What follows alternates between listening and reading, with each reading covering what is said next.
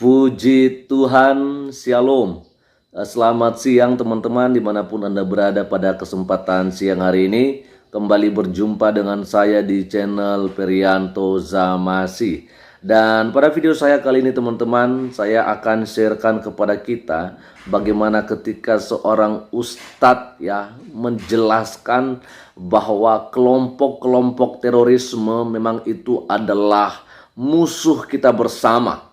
Sebab itu mari kita bersatu hati, mari kita bergandengan tangan untuk menghancurkan untuk membinasakan mereka orang-orang yang selalu ingin mengacau balaukan, yang selalu ingin menghancurkan bangsa kita, memecah belah bangsa kita ini. Karena kenapa? Karena banyak dari mereka yang memang biasanya mengatasnamakan agama, tetapi mereka sebenarnya adalah orang-orang yang mempunyai tujuan untuk menghancurkan bangsa kita Indonesia ini. Sebab itu teman-teman, bagaimana penjelasan dari seorang ustadz yang luar biasa ini, langsung saja saya akan mengajak kita untuk mendengarkannya, untuk melihatnya bersama lewat video yang satu ini teman-teman. Ini dia. Assalamualaikum warahmatullahi wabarakatuh. Umar Pate bebas. Kira-kira kemana ya Fadlizon, kemudian Ahmad Okhazinuddin, Egy Sujana, termasuk juga Buya Anwar Abbas, dan pihak-pihak lain tentunya. Pihak-pihak lain ini saya sebut adalah pihak-pihak yang selama ini suka nyinyir kinerja Densus 88. Kira-kira mereka mau ngomong apa lagi ya kira-kira? Karena bebasnya Umar Pate mengungkap fakta yang sesungguhnya, bahwasanya terorisme bukan sebuah rekayasa. Terorisme bukan bikinan negara, bukan bikinan Densus 88, tapi ini adalah fakta yang sesungguhnya. Umar Pate menceritakan pengalamannya, perjalanannya, fakta yang sesungguhnya dari latar belakang dia menjadi teroris sampai kemudian terlibat dalam beberapa rangkaian kegiatan terorisme. Artinya kita tidak bisa menutup mata, tidak bisa menutup telinga. Faktanya terorisme itu memang ada. Dan terorisme hari ini diantaranya mereka semua memanipulasi Islam, karena mereka mengatasnamakan jihad Islam. Mereka mengeksploitasi doktrin-doktrin agama, sehingganya apa yang mereka lakukan ini benar-benar telah memfitnah Islam itu sendiri. Dan bebasnya Umar Pate juga mengungkap fakta yang sesungguhnya, seperti yang dituduhkan sejumlah pihak kalau pemerintah yang sedang menanggulangi terorisme ini anti-Islam atau Islamfobia, Densus anti-Islam, rezim anti-Islam. Padahal sebetulnya fakta memang ada. Ini bukan anti-Islam, tapi upaya menyelamatkan bangsa kita, menyelamatkan negara kita dari virus-virus terorisme. Orang-orang yang telah memanipulasi ajaran agama, tapi untuk kepentingan terorisme. Dan yang paling menyakitkan bagi yang suka nyinyir sebetulnya, selama ini orang nyinyir kinerja Densus 88. Dan bebasnya Umar Pate mengungkap fakta yang sesungguhnya tentang kinerja Densus 88. Densus 88 ternyata melakukan pendekatan yang sangat humanis dalam menanggulangi terorisme. Bahkan Umar Pate sempat menyebutkan dua nama.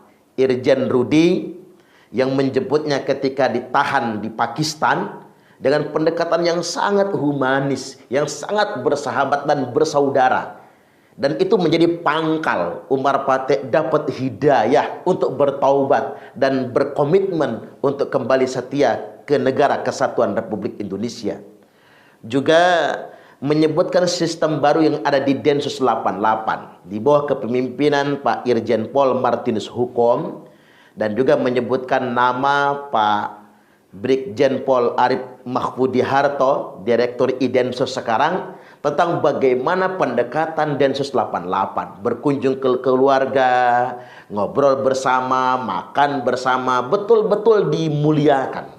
Ini pendekatan yang banyak sekali menyentuh perasaan, menyentuh hati, baik para terduga teroris, terpidana terorisme, maupun keluarga mereka. Dan pendekatan ini harus benar-benar kita apresiasi sebagai pendekatan yang sesungguhnya, pendekatan kemanusiaan. Artinya membantah semua fitnah, semua tuduhan yang selama ini diarahkan ke Densus 88.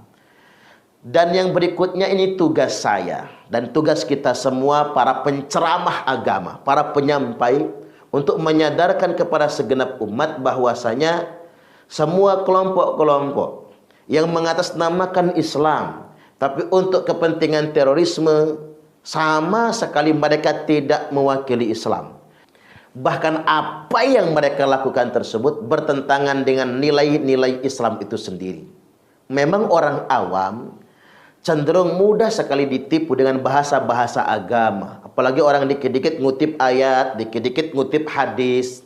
Padahal sebetulnya ayat dan hadis yang dia kutip itu versi dia.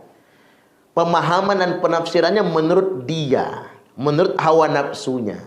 Tidak sesuai dengan konteks yang sesungguhnya. Maka kita sebetulnya mesti hati-hati. Oke, dan kita sudah melihat teman-teman ya, memang kita harus akui bahwa jujur saja ya, kita sebagai orang awam ya, katakan orang yang dari desa, bahkan mungkin juga banyak dari kita semua yang tinggal di kota malah memang mengatakan atau berpikir bahwa yang selama ini menjadi teroris itu adalah saudara-saudara kita yang dari Muslim, ya kan? Kenapa?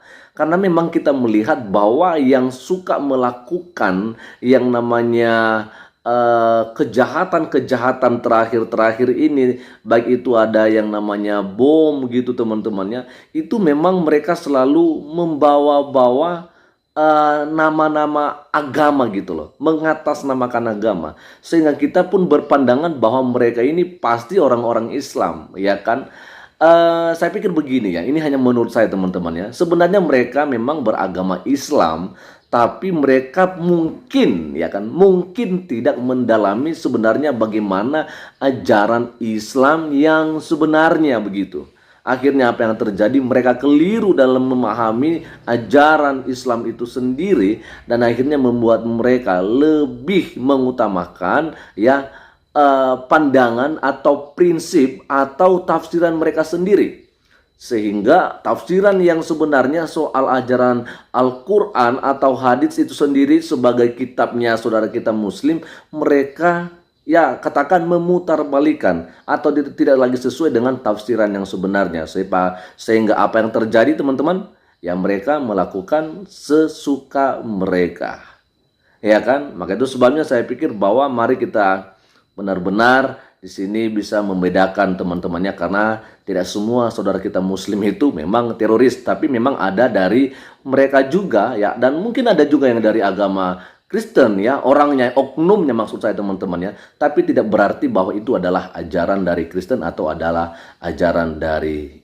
Islam itu sendiri. Oke, kita akan lanjut saja sampai selesai melihat apa yang disampaikan oleh Pak Ustadz Suparman Abdul Karim, dan ini dia. Dan ada satu resep ini yang ingin saya bagi pada kesempatan kali ini untuk mengidentifikasi kelompok menyimpang atau kelompok ekstrim radikal teroris. Bagaimana cara kita mengidentifikasinya agar tidak tertipu? Yang pertama, ini resep pertama, kelompok ini punya tradisi tabdi'i. Apa itu tabdi'i? Mereka punya kecenderungan membid'ah-bid'ahkan amaliyah umat Islam yang lain yang beda dengan mereka. Dan kelompok ini semuanya nggak mau bermadhab. Tidak ada satupun madhab fikih yang dia ikuti. Dan orang-orang yang mengikuti madhab fikih dibid'ah-bid'ahkan oleh mereka. Ini kecenderungannya di mana saja mereka begini. Tabdi'i, suka membid'ah-bid'ahkan.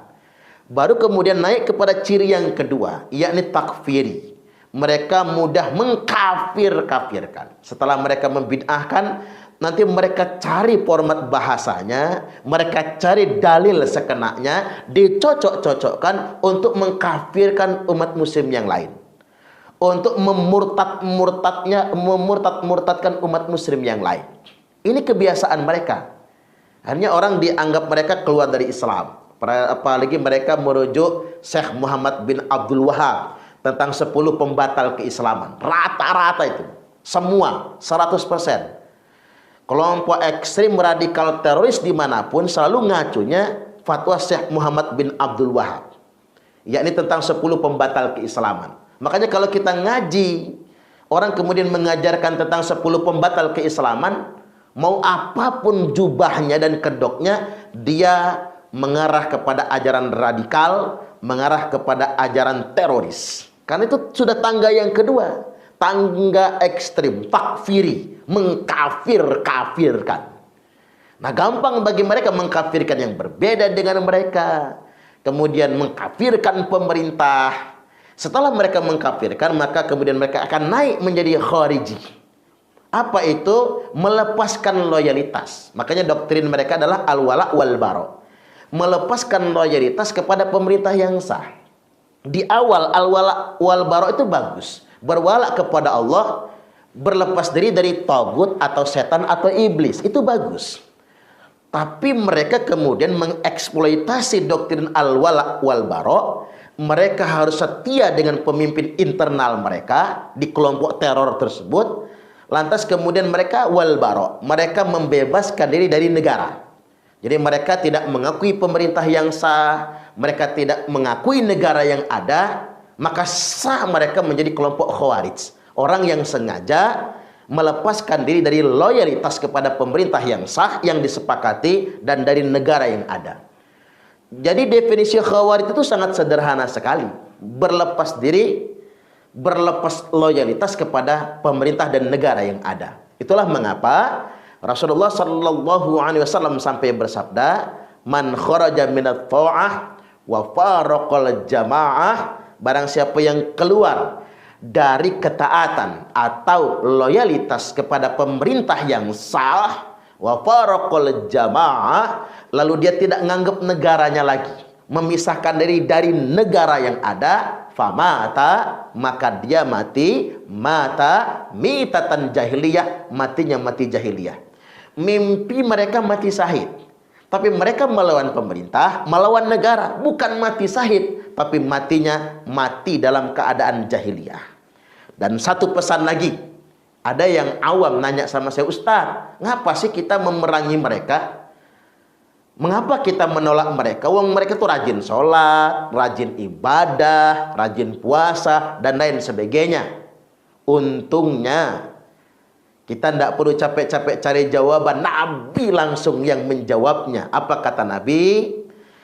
"Yakhruju qaumun min ummati," akan keluar sekelompok orang di tengah-tengah umatku, yaqra'unal Qur'an, mereka semua fasih membaca Al-Qur'an, laisa qira'atukum ila qira'atihim bisyai', di mana bacaan Quran kalian tidak ada apa-apanya dibandingkan dengan bacaan Quran mereka, wala salatukum ila salatihim bisyai', salat kalian tidak ada apa-apanya dengan salat mereka, wala siyamukum ila siyamihim bisyai', puasa kalian tidak ada apa-apanya dibandingkan dengan puasa mereka. Yahkiru ahadukum amalahu min amalihim, salah seorang di antara kalian pasti minder kalau membandingkan amalnya dengan amal mereka semua. Tapi jangan pernah minder, karena mereka, kalau mereka sudah mencukupi 3 ciri ini, tabdi'i suka membid'ahkan, takfiri suka mengkafirkan, dan khariji berkomitmen mendeklarasikan menolak pemerintah yang sah dan memberontak negara, fa idza kharaju faqtuluhum, apabila mereka semua sudah keluar, perangi mereka semua. Fatuba liman qatalahum, beruntunglah bagi yang berani memerangi mereka semua. Hadis ini menjawab keraguan sebagian besar orang awam. Mengapa kita harus menanggulangi mereka? Karena ini perintah Nabi. Sekaligus hadis ini merupakan wasiat Nabi untuk membentuk detasemen khusus yang menanggulangi terorisme. Gara-gara hadis ini lahirlah Densus 88 dan Badan Nasional Penanggulangan Terorisme. Terus berjuang, terus berjihad, membela negara dan untuk Islam yang rahmatan lil alamin. Wallahul muwaffiq ila aqwamit thoriq. Wassalamualaikum warahmatullahi wabarakatuh. Oke teman-teman, dan sekian saja dulu yang bisa saya bagikan kepada kita pada saat siang hari ini. Dan kiranya apa yang sudah saya bagikan ini satu hal yang saya mau pesankan, bahwa ini sebenarnya sudah berkali-kali, bukan hanya kali ini saya sampaikan, bahwa mari kita saling menjaga yang namanya toleransi beragama. Kita tetap bersatu, ya, kita tetap kompak untuk melawan mereka-mereka yang ingin memecah belah bangsa kita, bahkan menghancurkan bangsa Indonesia ini. Sebab itu, sekalipun kita berbeda agama, tetapi mari kita bersatu menjaga keutuhan negara kita, Republik Indonesia, dari orang-orang yang tidak bertanggung jawab. Sekian saja, dan Tuhan Yesus memberkati kita semua. Shalom.